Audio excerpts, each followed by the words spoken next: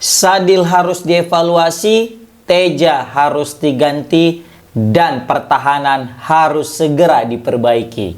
Wow, kata itulah kita sematkan untuk klub kebanggaan warga Jawa Barat dan juga warga Sunda khususnya. Siapa lagi kalau bukan Persib Bandung setelah mengalami hasil seri di kandang Persik Kediri. Sebenarnya seri pun tak mengecewakan, tetapi karena ini dalam proses pemburuan gelar juara, seri rasa kalah. Ini juga menunjukkan betapa besarnya ya keinginan daripada Boboto dan juga Persib Bandung untuk bisa meraih gelar juara yang ketiga secara beruntun. Di mana-mana biasanya kalau orang lagi bermain tandang, hasil seri sudah dianggap bagus, hasil seri sudah dianggap menang. Tapi tidak berlaku bagi Persib. Seri di tandang itu rasa kalah. Ini menunjukkan Persib sudah naik kelas, Persib makin berkelas. Iya. Menarik kita bahas. 3 poin di konten kali ini. Pertama Sadil, yang kedua Teja, yang ketiga pertahanan. Kita mulai dari Sadil. Dari Sadil kalau kita ngelihat sebenarnya ya terlepas daripada 1 gol yang dia cetak, ya memang Sadil masih belum menunjukkan performa yang konsisten ya.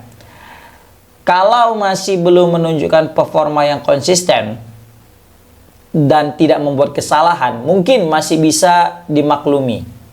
Tapi ketika penampilan tidak konsisten dan membuat kesalahan besar sehingga berdampak kepada kerugian tim, ini yang patut segera dievaluasi dan perlu ambil tindakan. Banyak dari komentar Boboto di luar sana yang aku melihat mengkritisi permainan daripada Sadil Ramdhani. Sebagian orang mengatakan masih gerasak gerusuk. Sebagian orang masih menganggap Sadil belum bermain sebagai tim. Lebih banyak dribbling. Walaupun ada juga komentar Boboto yang mengatakan Sadil sebenarnya masih oke. Sadil sebenarnya masih bisa dipakai. Dalam artian dalam beberapa pertandingan dia sudah mencetak 3 gol dan 1 assist. Untuk ukuran winger ini lumayan, kata Boboto. Dan juga Boboto melihat Sadil dalam menyerang oke, tapi dalam bertahan kurang oke. Terbukti ketika dia mendapatkan 2 kartu kuning secara berturut-turut, itu karena dia berusaha untuk ya melakukan yang namanya defense. Tapi cara defense dia itu sangat buruk. Yang mana seharusnya dia tidak perlu melakukan hal itu, tapi dia lakukan. Sehingga dampaknya kartu merah. Dengan kartu merah ini, Persib kesulitan melawan Persik. Dan akhirnya di menit 90 plus, Persib kebobolan. Kebobolan di sini tidak lepas daripada memang kurangnya jumlah pemain di area pertahanan ketika dalam proses sepak pojok. Walaupun sebenarnya tidak 100% Sadil Ramdhani salahnya, biangkeronya, tapi karena memang ini sudah di ujung akhir laga, ditambah lagi sudah lelah dan kurang pula 1 pemain, ini juga sangat berpengaruh. Walaupun sebenarnya aku bilang bukan 100% salah Sadil, tapi dia juga punya ambil andil dalam kekalahan, bukan kekalahan, tapi dalam hasil seri ini. Dan ini juga memang sangat-sangat bisa kita bilang krusial ya, dan juga sangat fatal yang dibuat oleh Sadil Ramdhani ini. Bayangkan, dia tidak hanya merugikan Persib di pertandingan melawan Persik Kediri, tapi juga dia akan merugikan Persib ketika menghadapi Persija Jakarta. Seharusnya Persib bisa memainkan Sadil melawan Persija di GBLA. Tapi karena ada kartu merah ini, maka semakin menipis opsi daripada Coach Bojan dalam merotasi atau mungkin dalam pergantian pemain. Sehingga yang dirugikan tidak lagi hanya Sadil seorang, tapi juga klub dan juga supporter yang ingin menyaksikan tim kesayangannya all out dan tampil prima dan tampil full tim menghadapi Persija.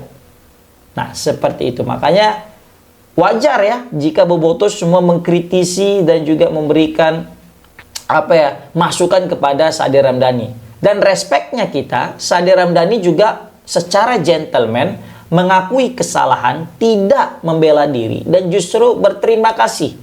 Dalam postingan Instastory-nya dia bilang terima kasih semua teman-teman Bobotoh atas kritikannya. Kesalahan kartu merah ini akan menjadi pelajaran dan pendewasaan, kata dia. Ya kan? Dan ini pendewasaan berharga buat saya, kata dia. Dan ini menjadi sebuah bukti bahwasanya sebenarnya Sadil masih ingin bermain di Persib dan memang ingin berproses. Makanya aku kasih judul Sadil harus dievaluasi.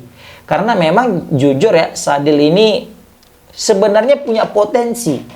Itu juga terlihat dari dia timnas junior dulu kan gitu. Di timnas kelompok umur dia punya potensi gitu loh. Tendangannya ya itu lumayan gitu. Kaki kirinya itu. Tapi ya itu tadi, ada beberapa hal yang mana Sadil ini masih out of control. Ya dia sulit mengontrol itu sehingga yang menjadi pesakitan bukannya dirinya tapi orang lain gitu loh. Dan ini juga bisa kita bilang ya, sering sekali kita lihat dari sosok seorang Sadil tidak bisa mengontrol diri, apalagi di situasi yang penting seperti ini. Tapi kita doakan semoga Sadil bisa berubah setelah ini ya, dan dievaluasi oleh pihak manajemen juga sehingga Sadil reborn lah terlahir kembali dengan kekuatan dan kemampuan serta kepercayaan dan attitude yang lebih baik lagi ke depannya. Nah, itu poin pertama. Sekarang kita masuk ke poin kedua. Teja harus segera diganti. Kenapa Bang Teja? Dalam beberapa pertandingan terakhir memang ada save-save krusial daripada Teja. Tapi save itu juga kayaknya aku ngelihat bisa juga dilakukan oleh kiper-kiper lain. Ya, yang dalam beberapa pertandingan terakhir, kiper lain juga kayaknya bisa melakukan save itu. Tetapi ada kita lihat kesalahan yang dibuat sama Teja dalam beberapa pertandingan terakhir. Yang mana itu bisa diantisipasi oleh kiper lain. Paham nggak Mas Agus? Paham lah ya. Contoh, waktu lawan Lion City Sailor, ketika di press dia kayak gugup, nggak siap, terakhir kebobolan. Begitu juga tadi malam, yang mana di situ sapuan bola daripada Teja itu tidak kuat. Dia tuh tidak meninju, mungkin pengen dia mau meninju, tapi karena diapit sama pemain lawan dan notabene pemain lawan gede-gede dan dia cukup kecil postur tubuhnya untuk seorang kiper ya. Itu dia kesulitan sehingga tolakan bola dia itu tidak maksimal dan jatuh di kaki pemain Persik Kediri. Ini awal mula petaka itu muncul. Sehingga Persib kebobolan. Sebenarnya awal mula petaka itu muncul dari Sadil tadi. Kemudian diperparah dengan blunder seorang Teja Pakualam. Sebenarnya memang ya kita memang harus move on. Sebenarnya memang udah ini jadikan pembelajaran. Betul, makanya kita bahas dijadikan pembelajaran kan gitu. Biar tidak diulangi. Nah, untuk kasus Teja Pakualam ini kayaknya bukan hanya sekedar evaluasi. Ya, kalau bisa memang segera harus diganti. Cari pengganti yang sepadan. Kalau bisa lebih baik lagi. Karena jujur, next time klub-klub lain sudah mengetahui kelemahan Persib bahwasanya mereka sangat sulit dalam hal sepak pojok. Bukan hal tidak mungkin nanti lawan Persija dengan postur tubuh pemain Persija yang super gede-gede. Nanti mereka akan bisa memanfaatkan kelemahan Persib di sepak pojok nantinya. Bukan tidak mungkin nanti kalian Bobotoh akan menyaksikan Persib kebobolan dari tendangan corner juga. Kenapa? Karena memang Teja Pakualam masih kalah dalam hal udara dengan pemain-pemain lainnya. Apalagi yang dilawan itu adalah pemain asing. Coba tengok di Pepet kemarin. Ya walaupun kita tahu itu udah di menit akhir, hilang fokus, jadi gitu 10 pemain. Memang itu jadi faktor juga sih kenapa Teja nggak perform kali di akhir-akhir pertandingan kemarin. Ya tapi harusnya ini tidak bisa terjadi kalau memang untuk meraih gelar juara. Apalagi ini sekelas Persib kan gitu. Nah, jadi kenapa aku bilang Teja harus diganti? Ya karena ini. Di beberapa pertandingan krusial dia sering sekali itu kehilangan ya fokusnya. ya, sehingga ini merugikan timnya.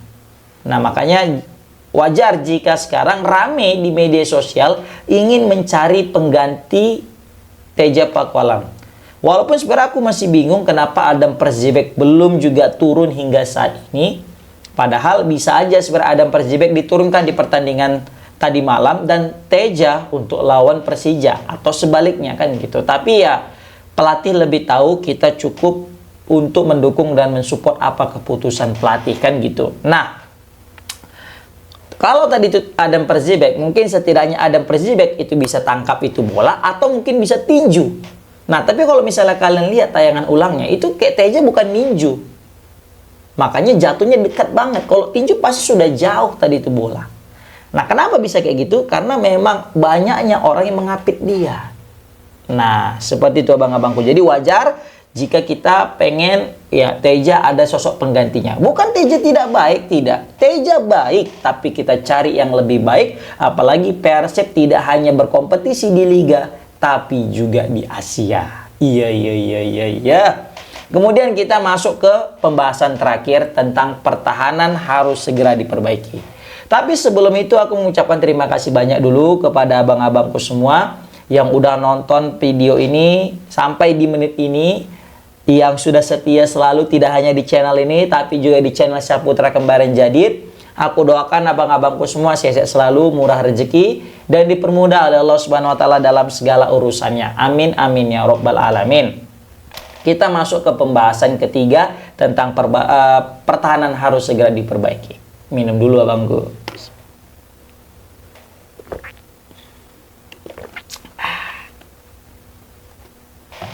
Nah, pembahasan ketiga tentang pertahanan harus segera diperbaiki. Maksudnya apa ini bang? Terlihat sekali ketika nggak ada Barba, duet Julio Cesar dan Matricardi itu betul-betul sangat sulit untuk dipertahankan. Bukan apa-apa ya, mudah sekali pertahanan Persib itu dieksploitasi oleh lawan-lawannya karena memang saking kroposnya duet Julio Cesar dan Matricardi. Dan jika ini tidak segera diperbaiki, maka bukan hal tidak mungkin Persib akan lebih sering kebobolan. Ingat nggak, Persib dalam beberapa pertandingan terakhir selalu bisa clean sheet. Kenapa Persib selalu bisa clean sheet dalam beberapa pertandingan terakhir? Karena ada Barba di dalamnya. Tapi di pertandingan tadi malam, dengan tidak hadirnya Barba, semua terasa sangat berbeda. Dan ini menjadi evaluasi khusus, ya, evaluasi penting bagi manajemen Persib dan juga pelatih khususnya untuk mencari sosok yang sepadan dengan Barba dan kalau bisa lebih hebat daripada Barba. Karena jika ini tidak segera ditanggulangi, maka jangan harap Persib bisa meraih 3 poin di pertandingan yang akan datang dan juga jangan harap Persib bisa meraih gelar juara 3 kali beruntun dan jangan harap Persib mampu melewati halangan daripada Ratchaburi Buri di ACL 2. Ini bukan kita maksudnya menjelek-jelekan Persib, tidak. Tapi ini mengevaluasi banyak titik-titik yang memang harus segera diperbaiki. Kan kalian tuh sering bilang, bang, jangan hanya sekedar muji-muji Persib, bang. Kasih juga masukan-masukan, kritik aja bang, nggak masalah. Dan itu juga dibilang sama Boboto di komentar itu aku. Dan juga Bung Binder juga sering bilang kan, enaknya ini kalau kita bahas Persib, Boboto itu kalau dikasih masukan, kritikan mereka terima. Dan mereka malah pengen kasih masukan gitu. Dan ini ada beberapa masukan dari aku. Tapi mungkin ya ini kita kan cuma kita diskusi online aja lah. Makanya untuk biar lebih enak diskusi kita, komen abang-abangku di kolom komentar gimana pendapat kalian tentang 3 poin yang aku bahas tadi, yang mana Teja harus Sadil harus segera dievaluasi, Teja harus diganti, dan pertahanan harus segera diperbaiki. Oke, mungkin ini aja lah. Takutnya nanti kalau kita lanjutkan lagi panjang kali, bosan banget nanti abang-abangku ya kan. Oke abang-abangku semua, thank you so much yang udah nonton. Semoga nonton ini sehat selalu, murah rezeki dan permudah Allah Subhanahu wa taala dalam segala urusannya. Komen di kolom komentar. Assalamualaikum warahmatullahi wabarakatuh.